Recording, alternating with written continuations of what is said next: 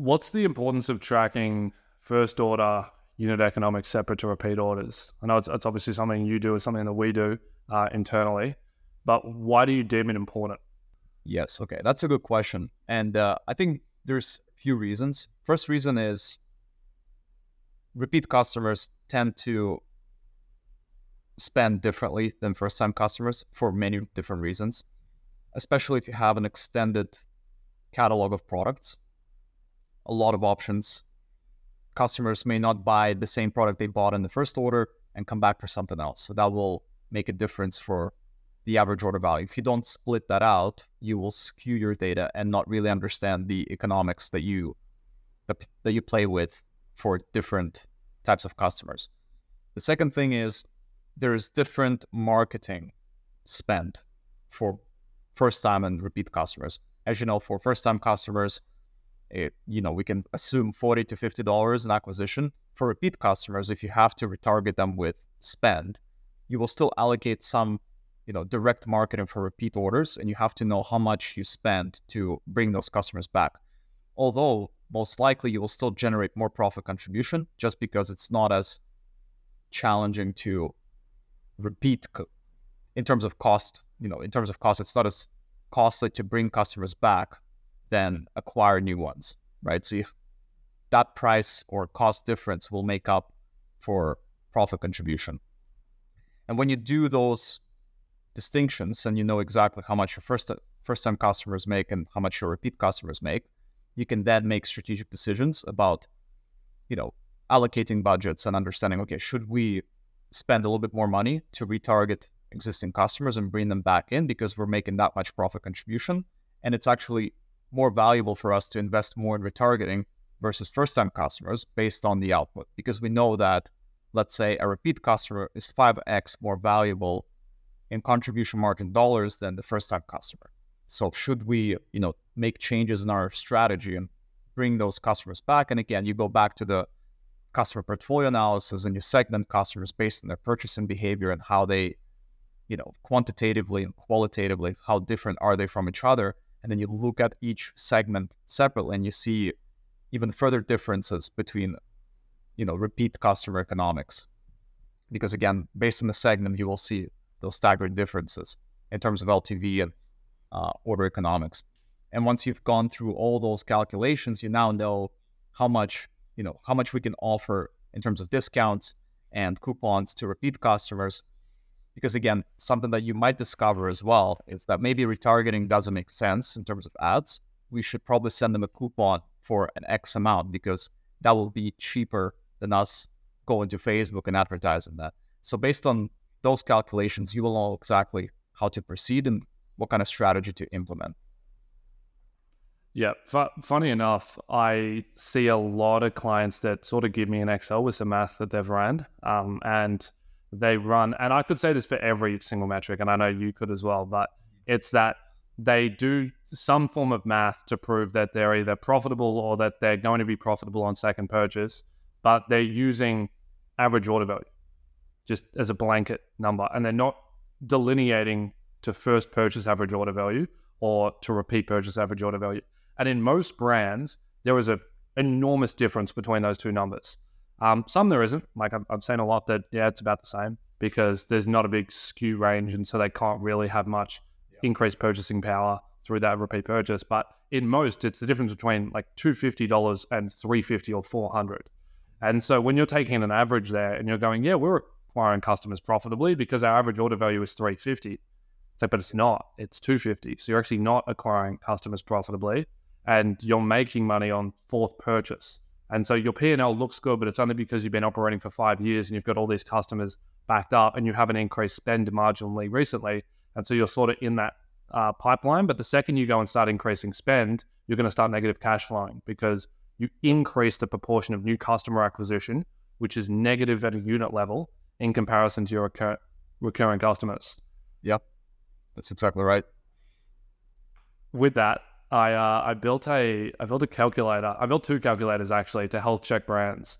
I could probably pull it up as well in this podcast. The first one is to assess projected revenue decreases to get an understanding for how profitable a brand is.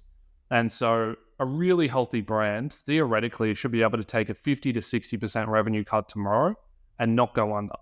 Their variable costs should change as a consequence. Their OPEX can stay the same, and they should be able to be driving enough EBITDA to be above zero. And so that's exactly what I built here, which is that you input all of your numbers and then it projects revenue decreases. And then you can specify whether you want to project a decrease in OPEX. So, okay, if we did experience 60% shrink, do we want our OPEX to shrink by 60%? Well, our marketing's probably going to shrink by 60%. And so you can project that in and see, okay, this brand with this unit economics, which is a real brand, can take a 60% decrease in revenue and still be profitable at an EBITDA level, which is an incredibly strong position to be in. Because most brands would input their numbers in here, they wouldn't be able to take a 10% loss or even a 20% loss. Yep. I made a second health check, which the numbers are working in here right now. We can put an assumption in, which I don't think you're a fan of, which is a healthy brand who wants to go and negative, be not generating profit on first purchase. If we're looking at the P&L structure, what that means is that their contribution margin on returning customers has to be greater than OPEX. So it has to cover OPEX at least. Or else, if we go and start acquiring customers at a negative amount, maybe it's -$5, -$10, the P&L will just go immediately to negative because there's not enough contribution margin from those returning customers to cover the OPEX cost. And so this is a really easy way to get an assumption of, is this a healthy brand that could go into the negative on customer acquisition or could they not? Right. Yep. Okay. Here's two things that I don't like about this particular one, the repeat customer. In general, it makes sense. In theory, it makes sense. In practice, there's two challenges. One is the moment you shut down acquisition, your retention also suffers, right?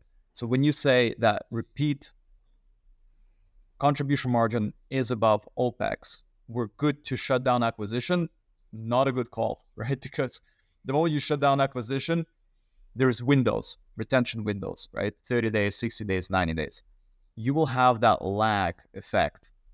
After you shut down acquisition, you will experience shrinkage in repeat customer contribution margin within the next 90 to 180 days. And once that happens, most likely your repeat contribution margin will go below OPEX. So even if you have currently repeat contribution margin above OPEX, once you shut down acquisition, that will certainly change.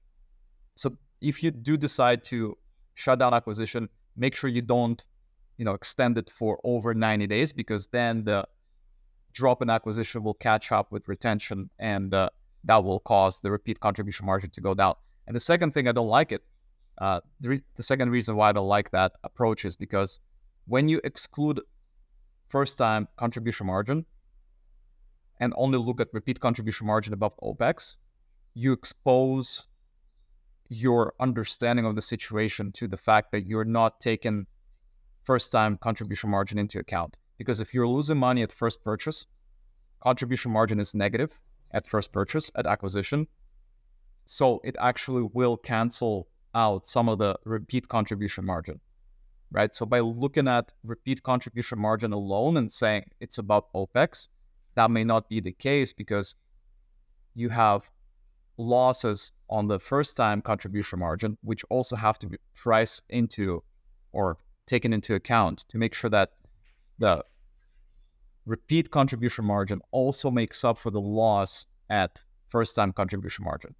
So I like the repeat contribution margin, but it has two very big weaknesses and exposures. So make sure that you also look at first-time contribution margin as a health check to make sure that repeat contribution margin can cover both the loss on the first-time contribution margin, OPEX, and also evaluate the extent of recent acquisitions on the repeat contribution margin, because once you shut down acquisition, your repeat will suffer as a result too. So again, I know I'm overcomplicating this, but make sure that you pay attention to those two areas as well. Yeah. I still want to touch on that, but I'll factor this into part 3, which is if you're going to not be profitable on first order, let's dive into our recommendations. But my recommendation number 1 is still going to be that calculator, which is if your returning customer contribution margin is greater than OPEX, it means you can afford to take losses on first order. Yes. And your P&L will still ideally be above 0 as long as your losses on first purchase is less than your profits on returning customer minus OPEX. Yes, exactly. Yeah. So just measure the extent of the loss in relation to how much repeat contribution margin profit is. Yeah. And so you could use that as a health check under the assumption that do not turn off acquisition. Yeah. And number 2, note that the difference between OPEX and contribution margin on returning customers is the margin that you have to go play with if you want to start negative cash flowing on first purchase. Yes. Yeah, that's a good summary. Yeah. So as long as people don't just pay attention to repeat contribution margin, I'm totally fine.